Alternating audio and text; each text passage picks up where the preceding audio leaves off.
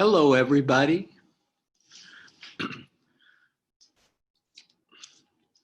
We're going to continue talking about the chemistry of the alcohols today, but I do want to remind you that you have your first discussion today with Bailey.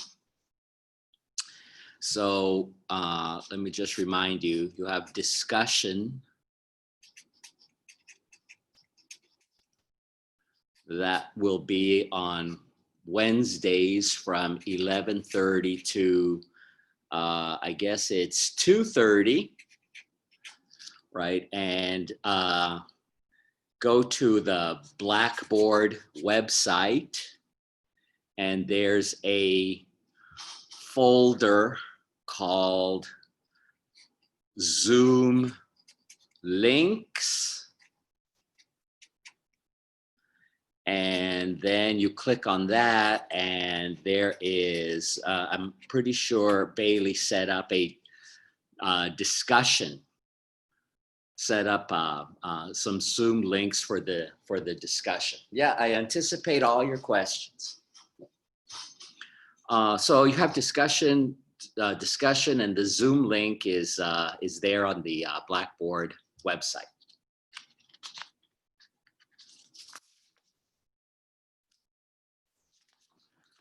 Okay, so last time we were talking about the Mitsunobu reaction, so let's continue talking about that. Let's just recap of Mitsunobu reaction. And remember, here we have an alcohol, and this alcohol must be primary or secondary, and then react that with a nucleophile, and the nucleophilic atom of the nucleophile is protonated. We have triphenylphosphine and this diethyl azo dicarboxylate, right? And this is a reaction that is it's going to take the alcohol, convert that OH group into a good leaving group, and then the nucleophile is going to come in and displace that good leaving group with inversion of configuration. So if the original alcohol is in the front, the nucleophile is going to come in from the back. So the product here is going to be that H got flipped to the front, and the nucleophile minus the proton is going to take the place of that OH group on that carbon. Okay, we have a lot of, this is what we care about, right? What happened to the alcohol, but we also have a lot of organic garbage, which is really not that important to us. We will have triphenylphosphine oxide, and the other product will be the reduced form of this DEAD, and we're going to go through the mechanism of this reaction. But and also we made the point that H-nuc, this guy, must have a pKa of about, what number did I give you? About less than 12, right? So it has to be fairly acidic, so we can't use water. H-nuc cannot be HOH. We can't use an alcohol. We can't use an amine. We're kind of restricted to carboxylic acids and phenols and thiols. All right.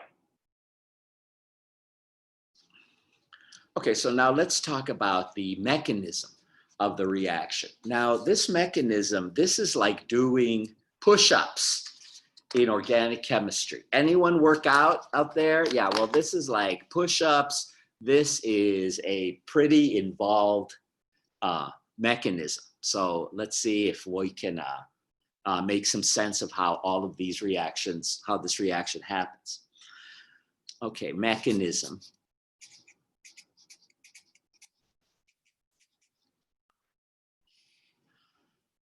All right, so now some of these structures take a long time to write, so I'm going to abbreviate them. So this is the DEAD. This is a standard way of writing the DEAD. And the first step of the mechanism is that phosphorus atom of the triphenylphosphine attacks this nitrogen, and then this double bond goes over here to this nitrogen. Okay, so maybe you know from Orgo 1 that big atom nucleophiles are good nucleophiles. So that phosphorus atom is down there in the third row of the periodic table. It's a pretty good nucleophile, so it's going to come in and it's going to attack this nitrogen atom. And so we get a species that looks like this.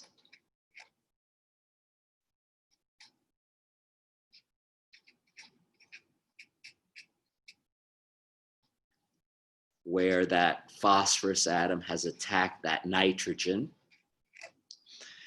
And you know, I always make a big deal out of these formal charges, and without the formal charge, the structure is just wrong. And we're using these curved arrows to show the motion of electrons. And so this phosphorus atom was neutral. This arrow means I'm pushing electrons away from that phosphorus atom. When you push negative electrons away from something that's neutral, it's going to pop out positive. So this formal charge has to be there. This nitrogen atom over here was neutral, but now this arrow shows I'm pushing electrons toward a neutral atom. So when you push negatively charged electrons toward a neutral atom, you're going to get something that's negative. And so this nitrogen atom pops out with a negative charge. Okay, so this negatively charged nitrogen, that's a pretty good base. And so what it does is it deprotonates the nucleophile, right? That nucleophile comes in with a proton, and that nitrogen atom picks off that proton from the nucleophile. And so we get, oh, I don't want to run out of room.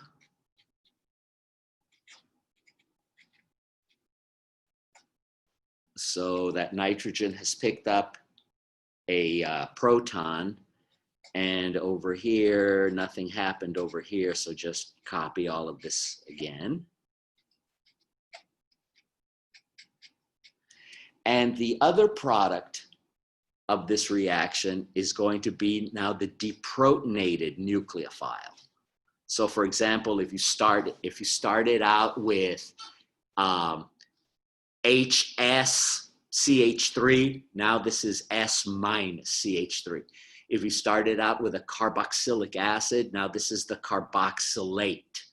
If you started out with a phenol, this is now the phenolate. So that acidic proton is gone, and whatever nucleophilic atom bore that proton now has a negative charge. Okay, and so now things are going to get much more complicated, as if they haven't been already. Okay, so this phosphorus atom is now an electrophile. Well, that's easy to understand because an electrophile is something that is electron poor, and the oxygen atom of the alcohol,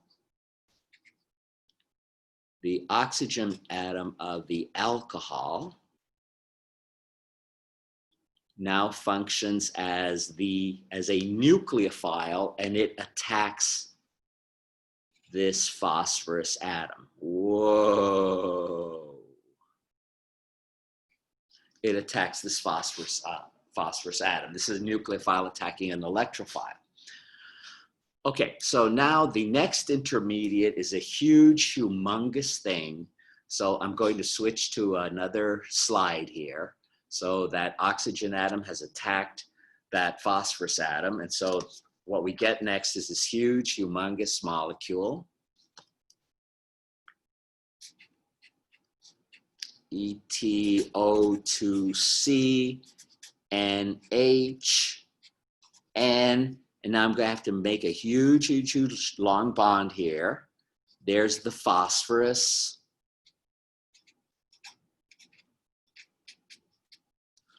Okay, and this phosphorus has those 3 phenols on it. So I could, if I wanted to, maybe write it like that, just trying to show every bond, right? So there's that phosphorus.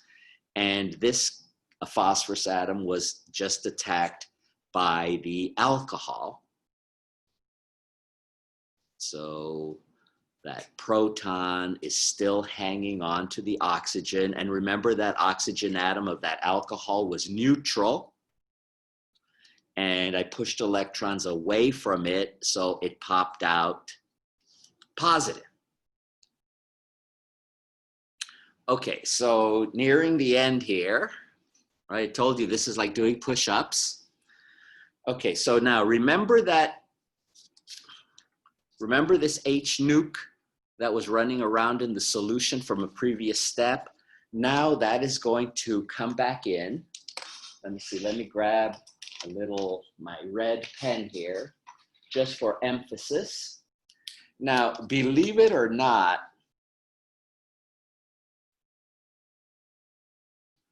this whole thing here, this whole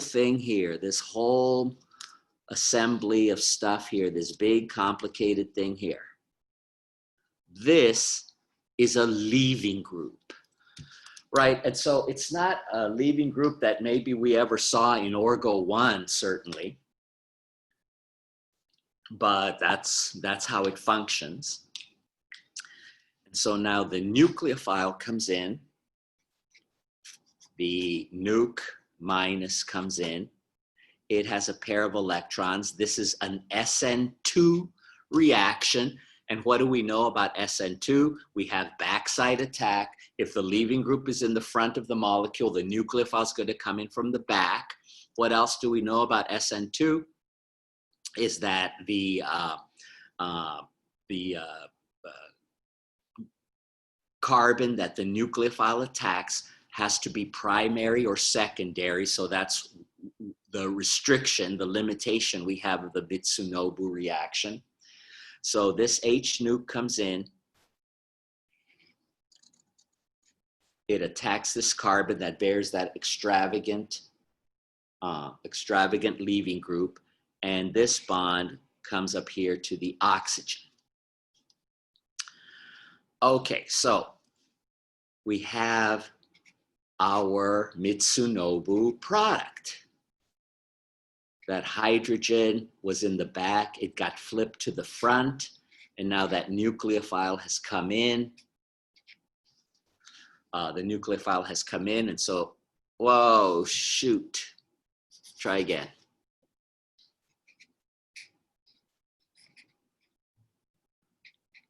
That proton got flipped to the front, and the nucleophile came in from the back. Okay, so there's our Mitsunobu product. Now, the other product of this step is, this is where all of the organic garbage comes from. This leaving group decomposes. So we have ETO2C, NH, N, CO2ET, this phosphorus atom with the 3 phenols on it, and OH. Okay, and then by a mechanism that we don't really care about, because this is junk, this is garbage, this just gets thrown away, this decomposes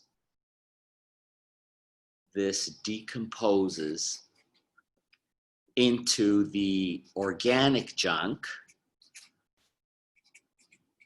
which is this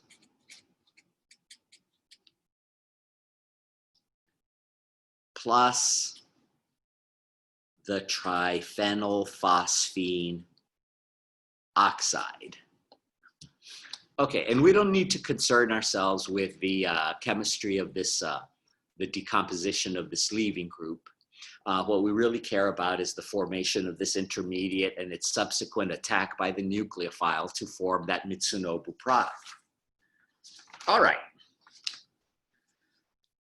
So we've covered acid-base chemistry of the alcohols. We covered reactions in which the OH group is transformed into a leaving group, either by acid or by Darzon's halogenation or by sulfonation. And in the case of the, when the OH group gets protonated in acid, then that leads to that E1 elimination, that dehydration. And when we did that Darzon's halogenation and the sulfonation and now Mitsunobu, the whole point of those reactions is to turn the OH group into a good leaving group and then knock that leaving group off with a nucleophile in a subsequent reaction.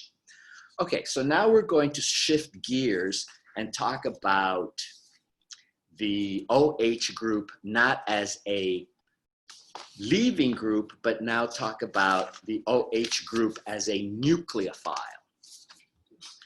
So when we were talking about the acid-base chemistry of the alcohol, we pointed out that a typical alcohol has a pK of about 17. And so if we want 100% deprotonation of that alcohol, we must use a powerful, powerful base. Hydroxide, well, that will give us about a 10% yield of deprotonation. But usually when we go into the chemistry lab, we want 100% of product.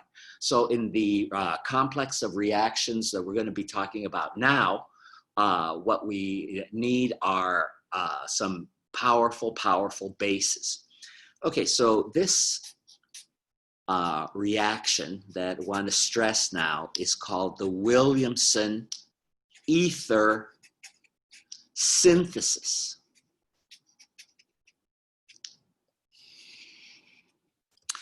Okay, so overall reaction for the Williamson ether synthesis will be, we start out with an alcohol.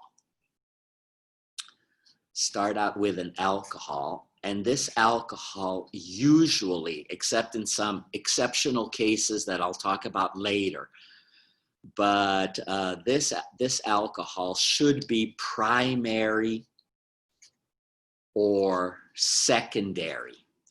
It's really not, this reaction is not going to work except in some special cases that I'll talk about. It's not going to work in general with a tertiary alcohol. And so what we do is we react this with a powerful base. Hydroxide is not good enough to give 100% yield of product. We need something much stronger. And so the base of preference here, the base of choice here, is sodium hydride. So remember from Gen Chem, sodium is plus, so that means that hydrogen is minus, so that is the base. And so the hydride ion deprotonates this alcohol and we get what is called an alkoxide. The other products of this reaction would be hydrogen, and the other product of this reaction would be the sodium ion. which is ionically associated with this negative charge. And the pKa of an alcohol is about 17. The pKa of hydrogen is about 35. So that means a 20, the equilibrium constant for this reaction is 10 to the 18th power. Is that right? 17, let's see, 35 minus 17 and 10, yeah, 10 to the 18th power. So that's huge, right? That's 100% yield of this guy here.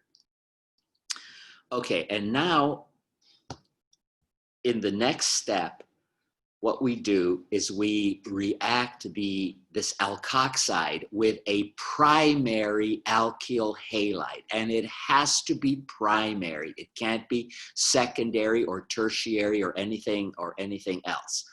So we have a primary alkyl halide. I'm going to put an R prime there to distinguish the R that came in with the alcohol from the R group that comes in with the alkyl halide, and this must be primary, right? It can never be secondary. Okay, and so this is an SN2 reaction where the nucleophilic oxygen attacks that primary center, kicks out X. Oh, did I remind you that X is just the generic symbol for the halogen? Maybe I'll just remind you about that here. It could be, X could be fluorine, chlorine, bromine, or iodine, but it's nearly never fluorine. It's just usually just chlorine, bromine, or iodine. And so the product here is going to be an ether. And you see how the nucleophile, that alkoxide, has taken the place of the leaving group. The leaving group used to be here. It's gone now. It's gone now. And the nucleophile, the alkoxide, has taken its place. Okay, so that's the Williamson ether synthesis. That's an implementation, a use of an alcohol as a nucleophile to get an ether. Okay, so let's see, let me try to show you some pictures here. Well, the most famous ether that everyone has probably heard about is diethyl ether. And that's also called ethoxyethane. It's an ether oxygen with an ethyl group on both sides. And this is probably the most, when people say the word ether, they usually mean diethyl ether, but there are millions and millions of ethers. But when people say ether, they usually mean diethyl ether. And the reason that this is so prominent is that it is the first compound that was used as a surgical anesthetic. And so here's a picture of the first use of ether as an anesthetic in a surgical procedure. This was conducted by Dr. William Morton, who was a dentist, and it was carried out at the Massachusetts General Hospital right here where I am in Boston, October 16th, 1846. And so here's an image of Dr. Morton excising a cyst from the neck of a patient. And so they doused a rag in ethyl ether, held it up to his nose, that made him go unconscious. And then while he was unconscious, Dr. Morton excised that cyst from his neck. So, going under anesthetic during a surgery, well, that's just something that we expect nowadays. But if you go back into the annals of ancient Egypt, you see that the ancient Egyptian doctors also performed surgery. How did they knock out their patient? A rap with a hammer on the head. So this must represent an advance over that. Okay, so now I'm looking at this picture, and I do have several comments about it. First of all, I don't see a whole lot of hygienic practice, right? I don't see anyone wearing a mask. I see that most of these gentlemen have facial hair, and there's probably a lot of cooties hanging out in all of those beards and mustaches. I don't see any use of any kind of gloves. In fact, I see that Dr. Morton's hands are soaked in blood, and there's blood everywhere, right? So I'm not really sure what happened to this patient, whether he survived the operation. I would be flabbergasted if he did, because of all of the unhygienic practices here. Okay, another thing I want to call your attention to is this balustrade here. And maybe sometime in the indefinite future, when maybe if you are ever here in Boston, maybe you're a BU student, maybe not, you can actually visit the venue at which this first operation was under anesthesia was performed. And this is the Ether Dome of the Massachusetts General Hospital. So this is a picture of this surgical amphitheater. And here you see these balustrades here that we saw in this previous picture there. There's the balustrade, here's the balustrade. So it's just kind of an interesting, maybe day trip.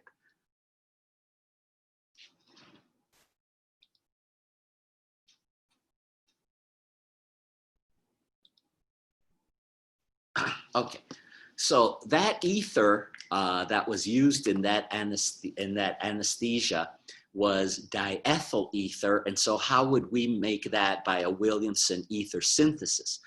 Okay, we would start with, oh dear. We would start with this primary alcohol, react him with sodium hydride. That would make this ethoxide, and then react with, oh, maybe ethyl iodide. Sure, why not? And that would be our product, right? That's the diethyl ether. When people say ether, that's usually what they mean. Okay. So let's talk about some of the complications and the limitations of the Williamson ether synthesis. Limitations of Williamson. Well, one of the things that we said was that the alcohol that is used in the Williamson ether synthesis must be primary or secondary. Well, what happens if it isn't primary or secondary? What happens if it's tertiary? Can anyone tell me? Tell me in the chat. The alcohol has to be primary or secondary. What happens if it's tertiary? Anyone have a guess? Tell me in the chat. Oh, it's going to be an elimination. Yeah, but it's not going to be an E1 elimination. It's going to be an E2 elimination, because the E1 elimination is restricted to bases that are neutral. Yeah, the alcohol must be primary or secondary. If it's tertiary, if we have a tertiary alcohol, and so that's tertiary. If we have a tertiary alcohol and react that with sodium hydride, we're going to get this tertiary butoxide, and this is considered a very bulky base. It's a bad nucleophile, because that oxygen atom is simply in too crowded an environment to be able to get in there